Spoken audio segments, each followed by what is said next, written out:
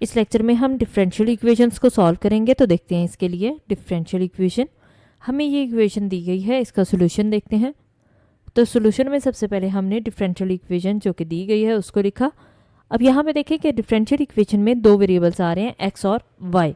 तो हम एक्स और वाई को सेपरेट करेंगे। तो सेपरेट करने के लिए हम ये माइनस एक्स को दूसरी साइड पे ले जाएंगे तो क्या हो जाएगा, ये प्लस एक्स हो जाएगा। और यहाँ पे देखें कि x कॉमन आ रहा है तो इसलिए हमने दोनों में से x कॉमन ले लिया, ये वाई स्क्वायर प्लस 1 बच गया। अब हम वाई स्क्वायर प्लस 1 को दूसरी साइड पे लेके आएंगे। ये पूरी ब्रैकेट इस साइड पे मल्टीप्लाई में है, दूसरी साइड पे जाएगी तो डिनोमिनेटर में आ जाएगी। और डी एक्स इधर डिनोमिनेटर में है, ये दूसरी साइड पे जाएगा तो यहाँ पे मल्टीप्लाई हो जाएगा। अब हम इस पे इंटीग्रेशन अप्लाई कर देते हैं। तो हमने दोनों साइड पे इंटेग्रल अप्लाई कर दिया।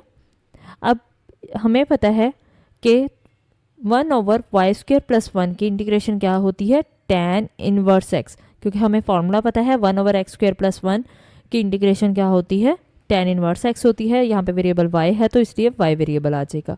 और x की यहाँ पे पावर 1 है तो इसमें 1 प्लस हो जाएगा तो पावर कितनी हो जाएगी, 2। और उसी 2 से हम डिवाइड करते हैं बाय रूल के, पावर में एक प्लस करते हैं उसी से डिवाइड कर देते हैं। तो इसलिए डिनोमिनेटर में 2 आ गया। और क्योंकि इंटेग्रल हमने सॉल्व कर लिया इसलिए हम यहाँ पे प्लस c लगा देंगे। तो ये हमारे पास अभी सॉल्व हो गया। अब हम इसमें हमारे पास जो सॉल्यूशंस दिए गए हैं कि सॉल्यूशन फाइंड करें जब y 1 हो और x 0 हो।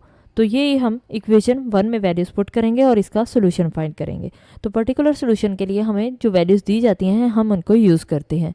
तो y की जगह हमने पुट कर दिया 1 और x की जगह हमारे पास कितना आ गया, 0 आ गया।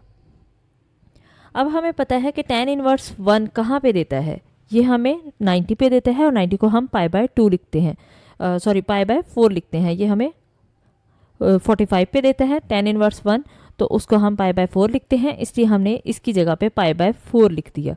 और 0 का स्क्वायर 0 होगा और डिनोमिनेटर में 2 है तो इसलिए सारा 0 हो जाएगा। 0 + c हमारे पास कितना आ जाएगा, c आ जाएगा। तो यहाँ पे हमने c लिख दिया तो हमारे पास c इक्वल आ गया π/4 के। तो ये हमारे पास इसका सोल्यूशन मिल गया। अब हम c की जगह इक्वेशन 1 में इसकी वैल्यू लगा देते हैं। तो हमारे पास इक्वेशन 1 क्या बन जाएगी, tan inverse y = x² c की वैल्यू π/4 है तो इसलिए हमने यहाँ पे इसकी वैल्यू लिख दी π/4। ये हमारे पास इसका पर्टिकुलर सोल्यूशन आ जाएगा।